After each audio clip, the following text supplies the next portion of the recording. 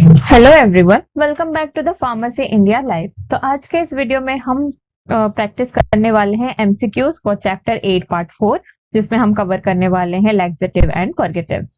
तो सबसे पहला क्वेश्चन हमारे पास है question number 1। Which of the following laxative promotes the retention of water and electrolyte in the intestinal lumen resulting in increased volume of colonic content. तो कौन सा हमारा लैक्सेटिव ऐसा है जो कि हमारे वाटर रिटेंशन एंड इलेक्ट्रोलाइट के रिटेंशन को बढ़ा देता है। हमारे इंटेस्टाइन का जो ल्यूमेन है उसमें पानी का जो अमाउंट है उसको रिटेन करके ज्यादा कर देता है और इलेक्ट्रोलाइट को भी ज्यादा कर देता है, resulting in increased colonic volume. जो हमारे कॉलोन में जो हमारा कंटेंट जो बनना चाहिए उसकी वॉल्यूम को ज्यादा कर देता है। Option A bulk forming laxative, option B stool softener, option C stimulant purgative या फिर option number D osmotic purgative. तो the correct answer is option number D osmotic purgative. Osmosis में हमें पता है कि पानी का जो रिटेंशन है वो होता है, तो इसको आप अगर याद भी नहीं रख सकते तो फिर ऐसे करके हम इसको समझ सकते हैं कि वाटर रिटेंशन में हमारा क्या होगा, ऑस्मोटिक परगेटिव यूज होगा। तो ऑस्मोटिक परगेटिव जो होते हैं, फॉर एग्जाम्पल मैग्नीशियम सॉल्ट्स होते हैं, हमारे मैग्नीशियम सॉल्ट्स होते हैं, सोडियम सॉल्ट्स होते हैं, ये सब क्या करते हैं ना, वाटर को रिटेन करते हैं, हमारे वाटर रिटेंशन करते हैं, जिसके वजह से इलेक्ट्रोलाइट का रिटेंशन करते हैं in the intestinal lumen by increasing the volume of colonic content and facilitating bowel movement, जिसके वजह से बाउल का जो मूवमेंट है वो स्मूथली चला जाता है। Then question number 2 is What is the primary mechanism of action of bulk forming laxative? तो bulk forming laxative में हमारा प्राइमरी मैकेनिज्म ऑफ एक्शन क्या होता है? Option A increasing propulsive activity in the intestine, option B inhibiting sodium potassium ATPase of the villous cell, option C stimulating adenyl cyclase in Krebs cell या फिर option number D absorbing water and increasing the water content of the feces। तो correct answer is bulk forming laxative हमारा क्या करते हैं, for example bran, cilium, methyl cellulose, ये सब क्या होते हैं, जैसे कि हमारा इसबगुल हो गया जिसको हम सीलियम हस्क कहते हैं, जिसको क्या करते हैं, फॉर एग्जांपल उसको जब हम पानी में डालते हैं तो वैसे फूल जाते हैं और फिर अगर हम उसको पीते हैं तो वो एक बल्क सा फॉर्म कर देता है। ये क्या करता है ना, हमारे वाटर को एब्जॉर्ब करता है इंटेस्टाइन में और फिर वो खुद स्वेल हो जाता है। ये रहा हमारा सीलियम हस्क, इसको जब हमने इनटेक करा वो क्या करता है, वाटर को अब्सॉर्ब कर लेता है। वाटर को अब्सॉर्ब कर लिया, वाटर को अब्सॉर्ब करने के बाद क्या हुआ ना, वो फूल जाता है, स्वेल हो जाता है, इंक्रीज कर देता है water content in the faces. हमारा जो स्टूल का जो कंटेंट है उसको बढ़ा देता है, उसमें पानी भर जाता है, पानी सो करके स्वेल हो जाता है, उसके वजह से हमारा जो स्टूल होता है वो सॉफ्ट हो जाता है और जिसके वजह से वो इजीली एलिमिनेट आउट हो जाता है।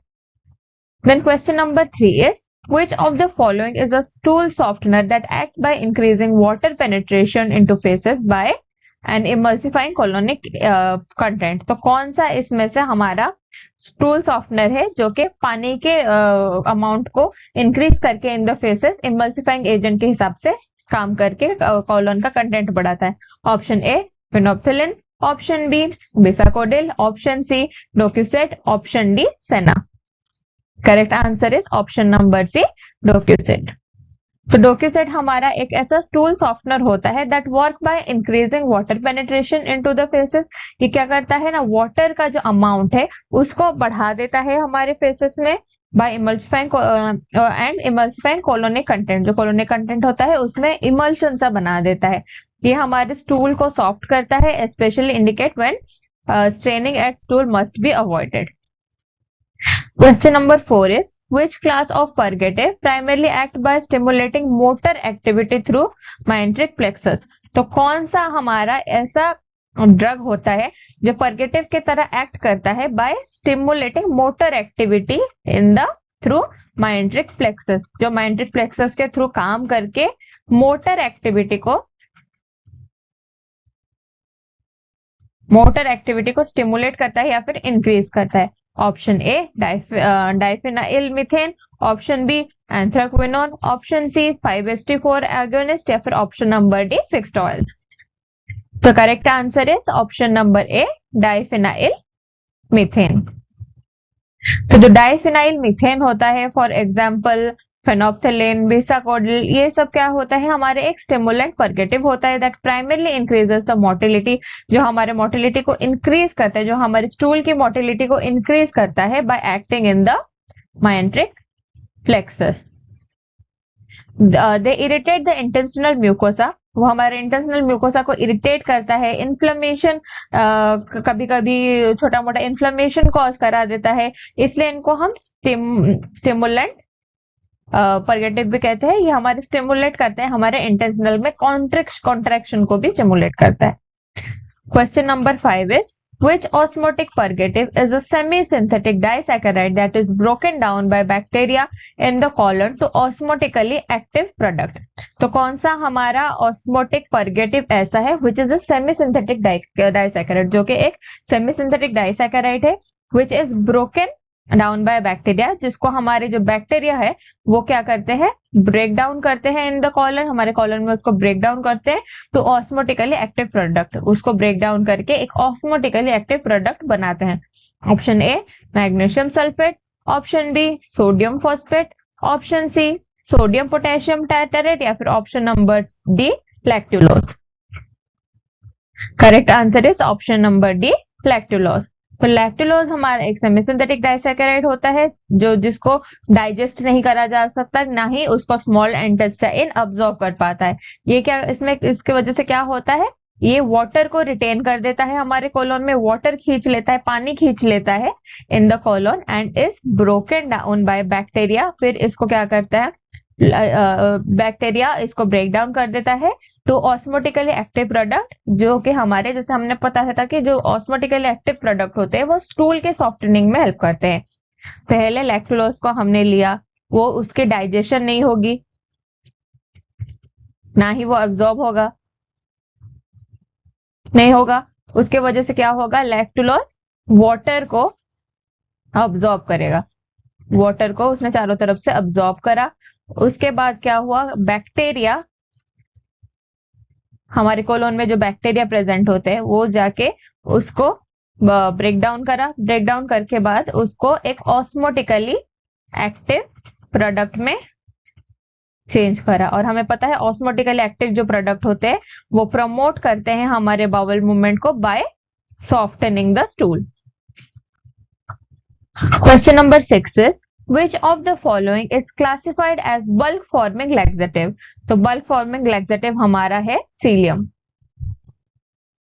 सीलियम हमारा एक बल्क फॉर्मिंग लैक्सेटिव होता है जो कि नेचुरली म्यूसिलेज होता है। जैसे हमारे इसबगुल होते हैं, उसको हम पानी में डाल देते हैं तो वो कैसे फूल जाते हैं, तो वो म्यूसिलेज कैटेगरी के ड्रग होते हैं। वो पानी को अब्सॉर्ब करता है, फिर एक जेलेटिनस जेली जैसा मास बनाते हैं। सबने खाया होगा इसबगुल या फिर कभी ना कभी घर में देखा होगा, तो वही हमारा सीलियम हस्क होता है। तो जिसके वजह से वो जेली जैसा मास्क बना देता है और उसके वजह से पानी वाटर कंटेंट बढ़ जाता है हमारे स्टूल में और वो इजीली बाहर निकल जाता है। Question number 7 is which of the following is that adverse effect associated with stimulant purgative। तो stimulant purgative के साथ कौन सा adverse effect associated है, option A constipation, option B hypokalaemia, option C decreased peristalsis, या फिर option number D soft form stool. अगर हमने ज्यादा purgative ले लिया तो उसका adverse effect क्या होता है, तो उसका adverse effect होता है हमारा ऑप्शन नंबर बी हाइपोकैलेमिया। तो जो स्टिमुलेंट पर्गेटिव होते हैं अगर उनको हम लार्ज डोज में यूज करें ऑन डेली बेसिस, रेगुलरली अगर हम यूज करें तो that can lead to electrolyte imbalance, जिसमें हमारा पोटेशियम जो होता है वो इम्बैलेंस हो जाता है और हाइपोकैलेमिया कॉज होता है। हाइपोकैलेमिया मतलब लो पोटेशियम लेवल, कैलेमिया हमारा पोटेशियम को डोनेट करता है और हाइपो का मतलब हमें पता है कि कम होना। अगर हाइपर होता तो उसका मतलब होता है ज्यादा होना, हाइपो का मतलब है कम होना। Then question number 8 is Which purgative act by enhancing the release of excitatory transmitter and promoting peristaltic reflex and colonic secretion? तो कौन सा हमारा purgative ऐसा है which acts by enhancing और releasing of the excitatory transmitter? कौन सा हमारा purgative ऐसा होता है जो कि हमारा excitatory transmitter को रिलीज करता है and promoting the peristaltic reflex and colonic secretion?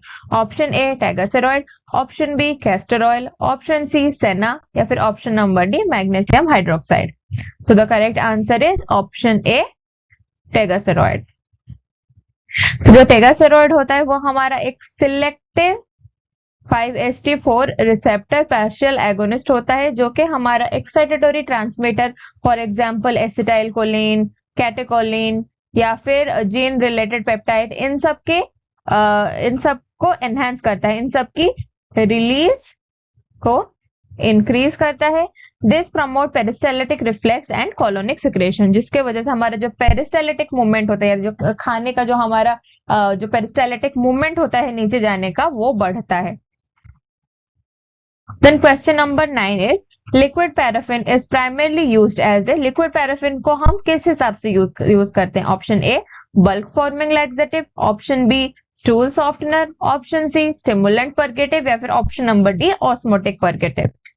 The correct answer is option number B stool softener. जो लिक्विड पैराफिन होता है वो उसको हम एक स्टूल सॉफ्टनर की तरह यूज कर सकते हैं, that is use to soften हमारा स्टूल को जो है उसको सॉफ्ट करता है by coating them and facilitating easier bowel movement. उसके चारों तरफ एक परत बना देता है जिसकी वजह से वो सॉफ्ट हो जाता है और इजीली उसका नीचे मूवमेंट उसका अच्छे से हो जाता है। वो एक ल्यूब्रिकेंट की तरह, पैराफिन हमारे एक ल्यूब्रिकेंट की तरह होता है जो इजीली मतलब उसका इवैक्यूएशन को, जो स्टूल का इवैक्यूएशन होता है बाहर निकलता है, उसको प्रमोट करता है, इजीली स्लिपरी बना देता है ताकि वो इजीली बाहर निकल सके। Then question number 10 is which of the following osmotic purgative is bitter in taste and is commonly used in the dose 5 to 10 ग्राम? तो कौन सा इसमें से purgative ऐसा है which is bitter in taste, जो खाने में कड़वा लगता है? Option A sodium phosphate, option B sodium potassium tartrate, option C magnesium sulphate या फिर option number D lactulose. Correct answer is option number C magnesium sulphate. तो जो मैग्नीशियम सल्फेट होता है जिसको हम एप्सम सॉल्ट भी कहते हैं, ये एक इंपॉर्टेंट चीज है, जो हमारा मैग्नीशियम सल्फेट है इसको हम एप्सम सॉल्ट भी कहते हैं। ये हमारा एक इंपॉर्टेंट याद रखने वाली चीज है। इज ऑस्मोटिक पर्गेटिव जो हमारा बिटर इन टेस्ट होता है। It is commonly used in the dose of 5 to 15 gram to induce bowel movement. इसको हम कॉमनली 5 से 15 ग्राम तक यूज कर सकते हैं to induce bowel movement. So this was all guys, thank you so much. Hopefully ये वीडियो आपके लिए बहुत ज्यादा हेल्पफुल रहा होगा।